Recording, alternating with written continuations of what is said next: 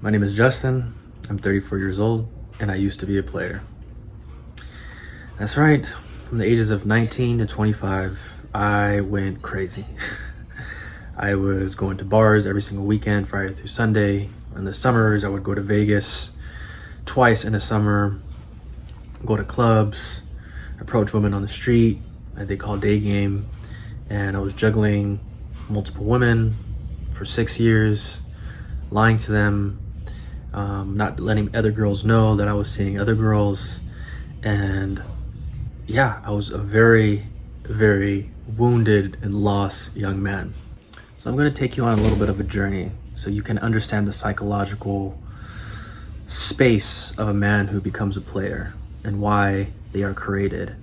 So for me personally, I became a player because for a multitude of reasons.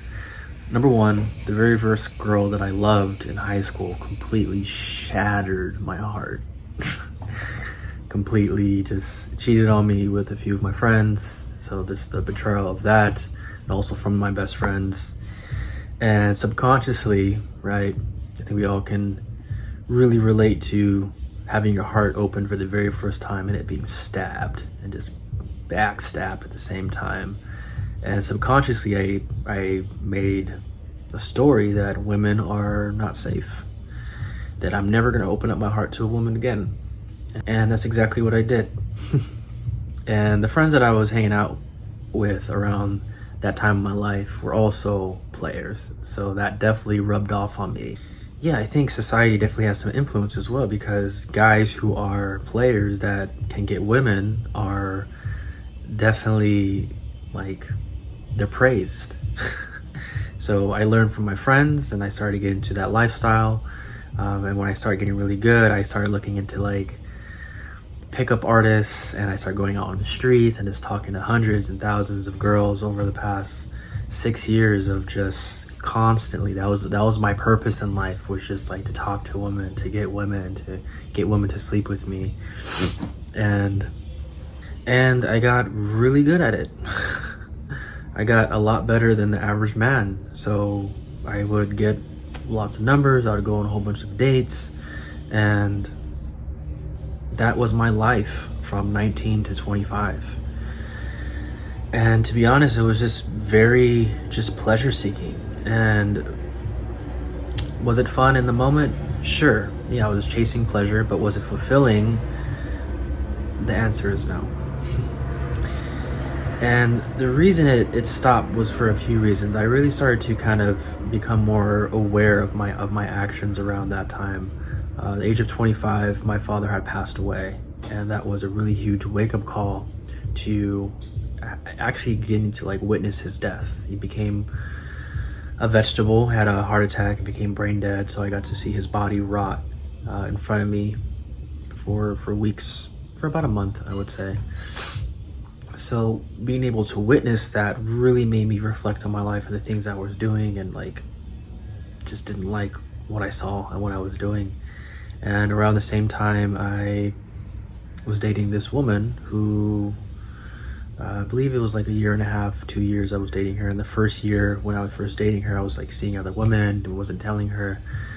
And at a certain point, I realized that I was falling in love with this woman.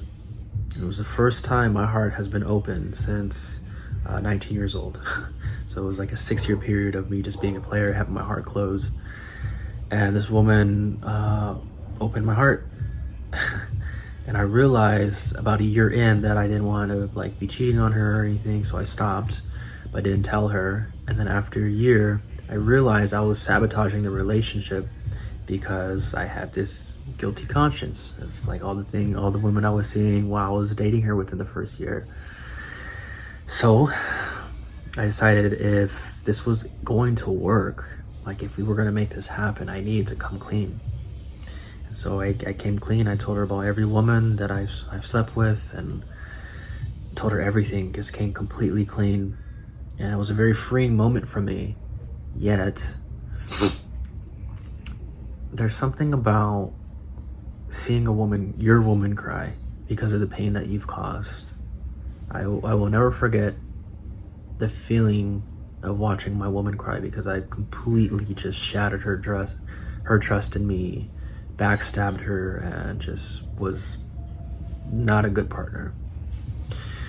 And I remember it was in that moment when I made a promise to myself that I would never cheat on a woman ever again. I would never be dishonest. And the relationship ended up not working for obvious reasons. I made a complete mess of the relationship, and I didn't have the emotional bandwidth or skills to be able to repair something like that. So yeah, even before that happened, I remember just like, you know, after I would sleep with a woman and she'd be laying next to me, just like sleeping over or whatever, I just remember feeling so empty. Just like, you know, chasing orgasm and like realizing I don't even know this woman that well, and just like, it's like my soul knew that I wanted something deeper. And, you know, after dating that woman, I started doing some even more self-reflection. I started going to self-development seminars, and that led to me going to ayahuasca. And that was a catalyst for me to really shift my habits and my mindset, and to really understand why I did the things, why I did what I did when it came to being promiscuous and playing women and all that stuff. And it really came down to was, didn't really have a great childhood and didn't really have a great relationship with my mom. She was very emotionally unavailable, due to just her being very young and stressed out and raising 2 kids and having a full-time job, like, you know, the whole shebang. So I unconsciously had this wound with women, and so I was chasing women because I desperately wanted women's validation. I wanted to feel special, and also simultaneously not wanting to get my heart hurt. So I would chase women but not let them get close. I just wanted these women to really nurture me in the ways that my mother never could. And this was such an eye-opening experience for me because I always had this pull, this like gravitational pull to always want to be around women. And that's why I got really good at what I did. And over the past, I'm 34 now, over the past 6 years, I've been really working on this wound, this trauma around women. And I'm like very proud to say that like it's gotten a lot better. Do I still have issues with lust? Sure, I think everybody has issues with lust, but it's like so dialed down. Yeah, the past 4 years, I'm proud to say I've only been with 2 women sexually. And that's because I'm at a point in my life where I really crave intimacy. I really crave honesty and loyalty. So I've been just really committing to being a better man, committing to being more honest, committing to staying loyal to one partner. And it's been absolutely fucking beautiful.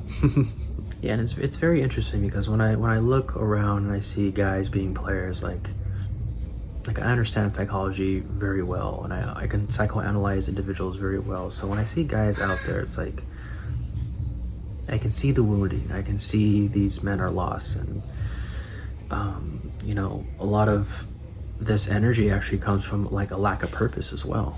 You know, if a man doesn't have purpose, he chases women. If a man has mommy issues, he chases women. If he's had his heart broken, like really just heartbroken, like they can fall into this player type archetype. So I just wanted to make this video because I think it's important to share stories around personal healing, and just to share with individuals who maybe are having trouble with lust and want to stop, or maybe just give some insight, especially from a man's perspective, to the women who are maybe like running into or seeing guys like really being not really good guys. And I'm not saying this to justify their actions or make it right. Like, of course, what I was doing was wrong. It wasn't right. It was yeah, it's not good energy for people to be doing that, right? It's like it's manipulative, it's narcissistic, it's selfish, it's ego driven, it's a take, and it's a taker type energy. It's not a giver type energy. It's like, I'm gonna do what I want for my own desires, for my own pleasure, and that's dark. It's really dark. And you know, not only for guys, but like girls do the same thing, but this is more from a guy's perspective as well. So, and I've always heard this story, right? I've always heard this story of like, once a cheater, always a cheater. And I'd like to push back on that story, because I'm a perfect example of that. I haven't cheated on a woman or was dishonest with a woman in 9 years. So it's possible, but it's only possible if that man or that individual really has the ability to self-reflect and to really look at himself or herself and really look at the trauma and the wounding and the shadows, and really being honest with himself and swallowing that pill that's just so fucking hard to swallow. And here's the thing. What I'm realizing on an energetic level, if I want to attract the love of my life, if I want a life partner, if I want someone to have kids with, if I want someone to really commit to me fully the way I want to commit, then I have to get this energy of lust, this energy of like manipulation, this energy of wanting to be a player, right?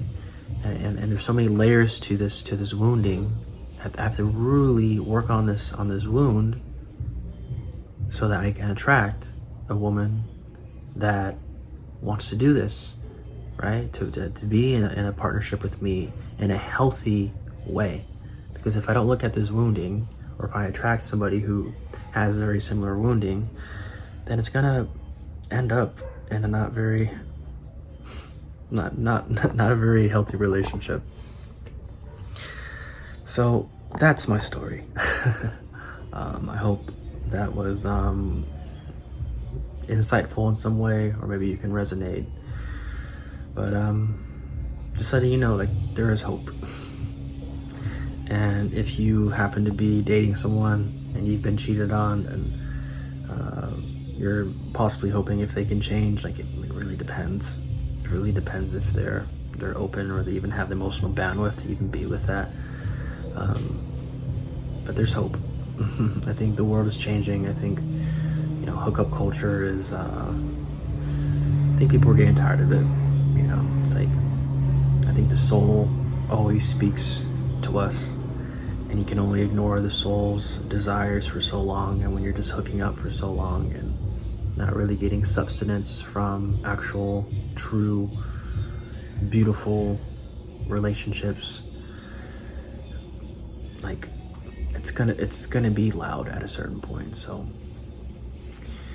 well, I'm gonna get going. Enjoy the rest of your day, y'all, and yep.